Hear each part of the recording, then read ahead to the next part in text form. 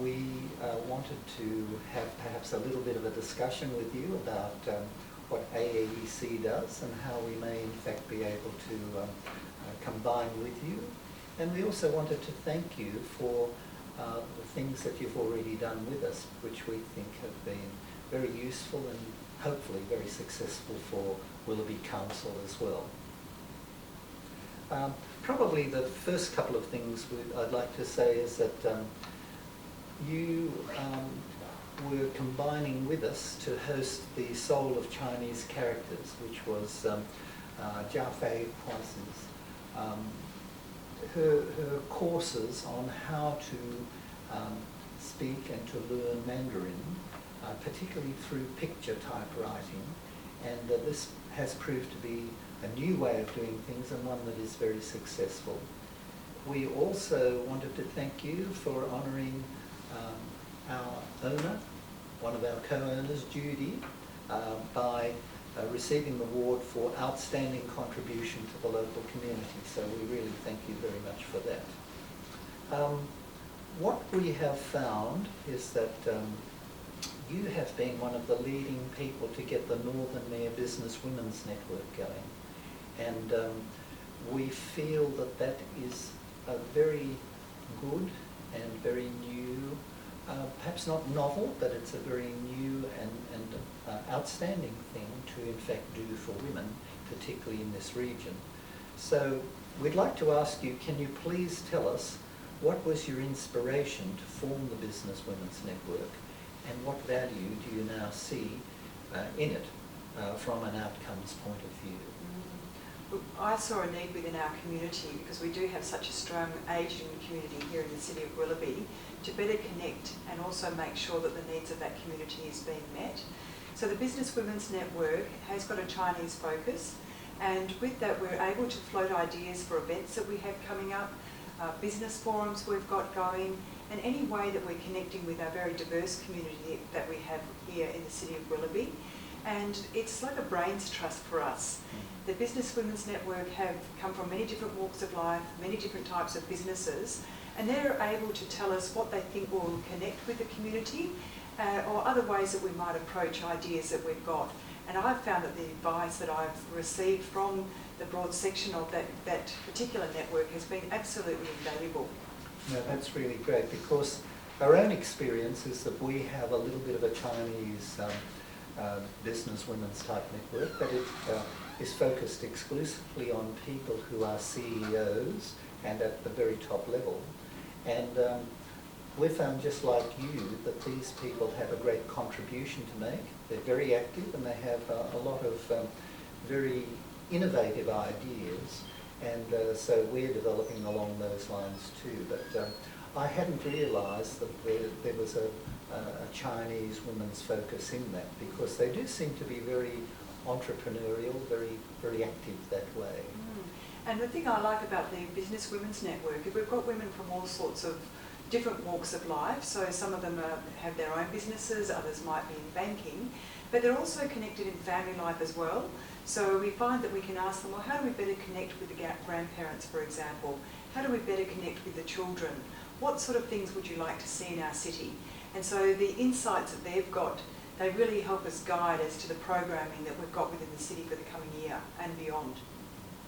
Well, I can probably speak a little bit about that from my own personal experiences. My parents, in fact, settled in Willoughby, and we had a general store in High Street in Willoughby. So my childhood was in this area and region, and at that time we were from overseas too, and so it was very interesting, the integration within the community, and we found it to be a very active and you could say a community that was very accepting of people coming in.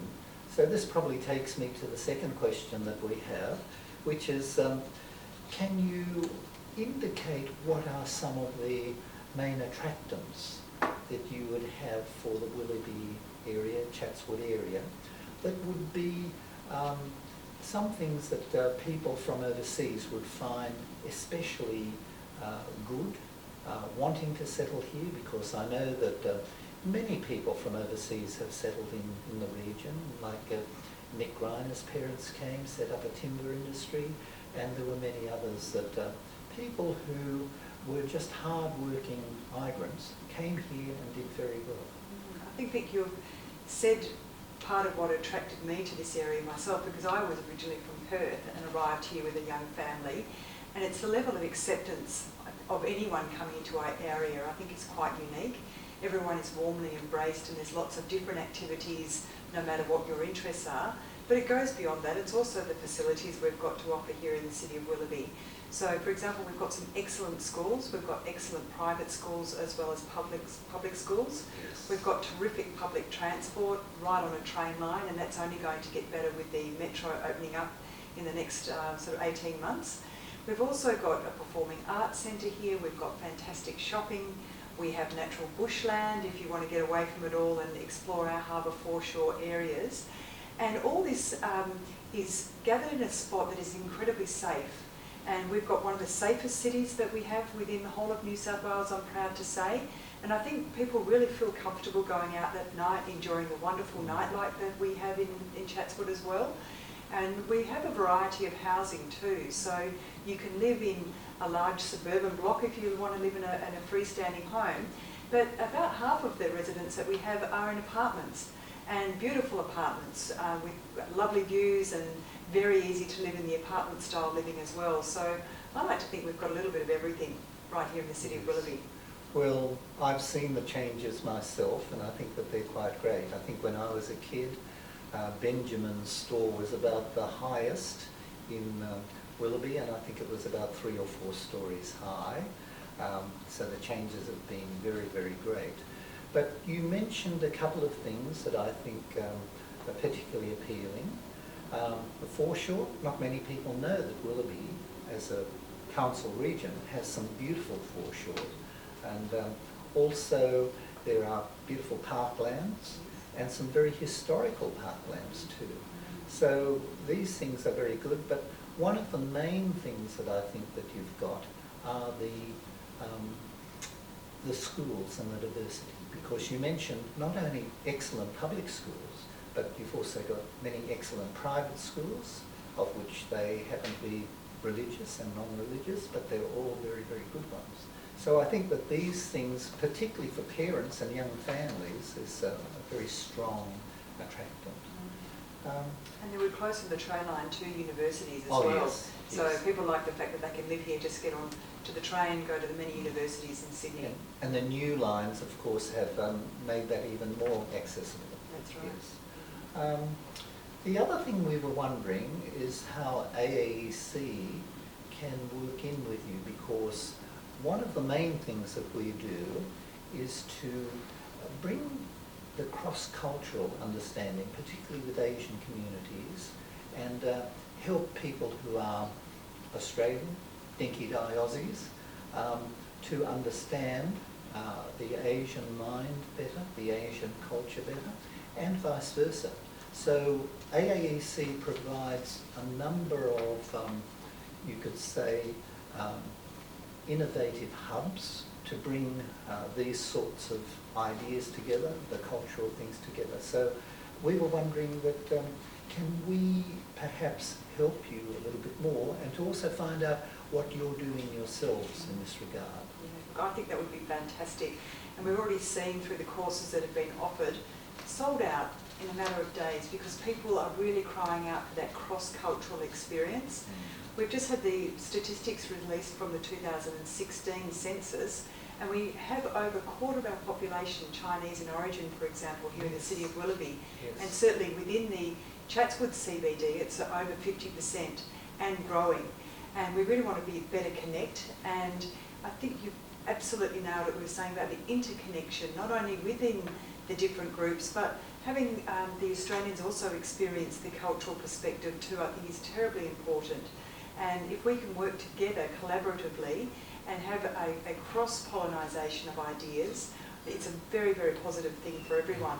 And through our Mosaic Centre, our multicultural one-stop information centre that we do have a lot of programs, but we're looking to expand those programs as best we possibly can, And something like your organisation certainly would help us with that. Oh, that's very good.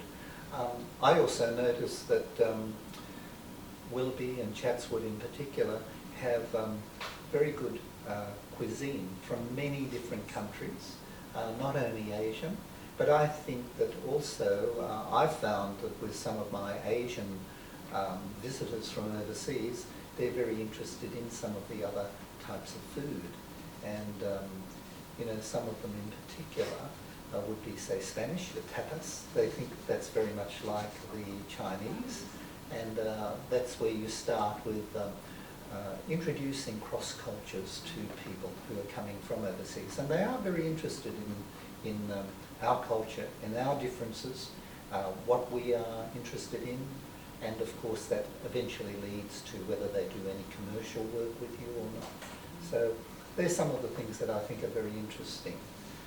Another question that I had for you, and that's because in going through some of your council information, I noticed that you have close connections with a number of overseas centres, and also New South Wales. I was a bit surprised to see that Bingara was there, but you have Suganami from Japan, you've got Kwandong-gu from South Korea, Guardia from Italy, and North from Armenia. But I was a bit surprised you didn't seem to have a particularly close connection with, say, a Chinese city.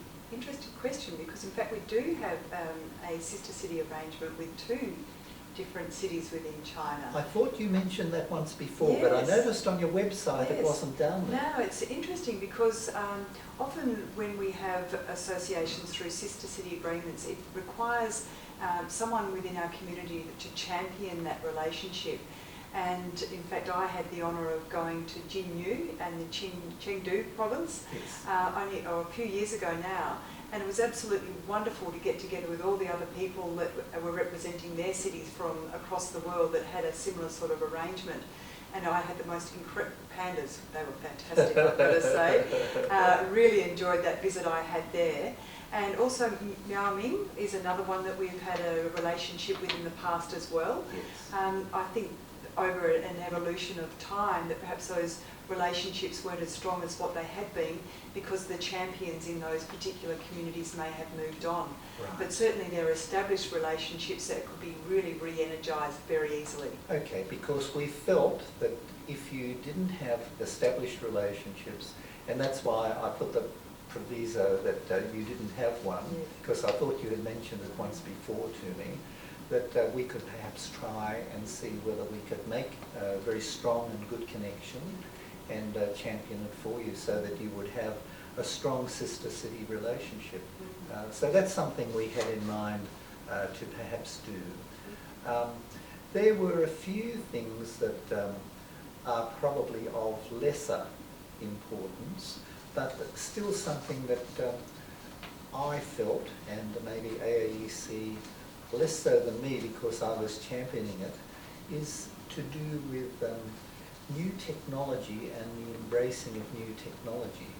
Now, my view was that in the future, this will become a very important thing, whether you happen to be a council, whether you happen to be a commercial enterprise.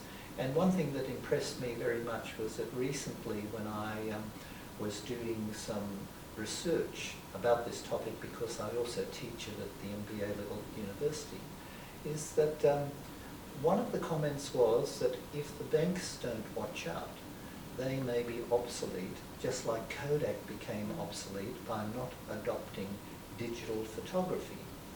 And what occurred to me is that the thought is that with councils, with cities, with local governments, they must be prepared for perhaps the big changes that are going to take place in technology. And a lot of it will have to do with how things are bought and sold, how things are financed, and how, say, local councils can accommodate these things happening comfortably within their communities. So the transition will be important.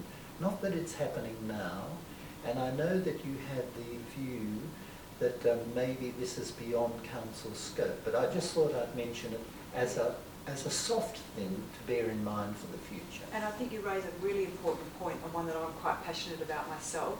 I'm a founding member of the North Sydney Innovation Network. We've now got over 650 members, and what we're doing is really exchanging information in the innovation space.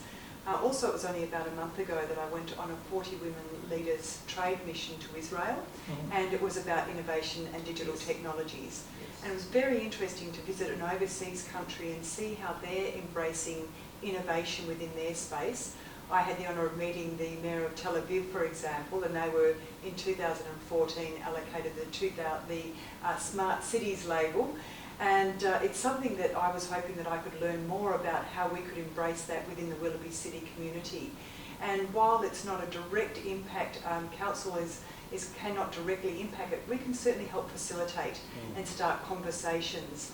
And I'm very interested, for example, looking at perhaps our community spaces. So spaces like our library, which is a natural place for a gathering of innovation type of people, and perhaps we can allocate some of that space to startups or creating... To find the information necessary for these things. Yes. But it's not only the information, I think it's also the exposure that a lot of these new innovation companies need.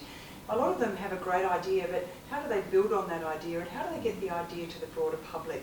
So if we can help facilitate that in some way, it's certainly, I would be very interested in pursuing that. Yes, well, I think AAEC, for example, does involve itself in these innovation startups and the entrepreneurial type hubs, etc. And we have them in Australia as well as overseas, particularly in China. But I think another aspect of that is that if you have a look at the innovation type hubs and things that are taking place, again, there are all sorts of things that are happening right now. For example, today I received a notification from a fairly well-known, you could say that they're an IT type company, and they're looking at conducting a pitching competition. Now, that was something that has only been relatively new. In the last year and a half, there have been pitching competitions that have been, I suppose, proposed, and some of them have been quite formal. And what we find, particularly in China, but also from other countries overseas, like I believe Israel has also had some pitching competitions, they offer good money if you happen to be a finalist. So, for example, anything from 10,000 to maybe 150,000 to winners of these pitching competitions, where they will have the accommodation of their ideas or the innovation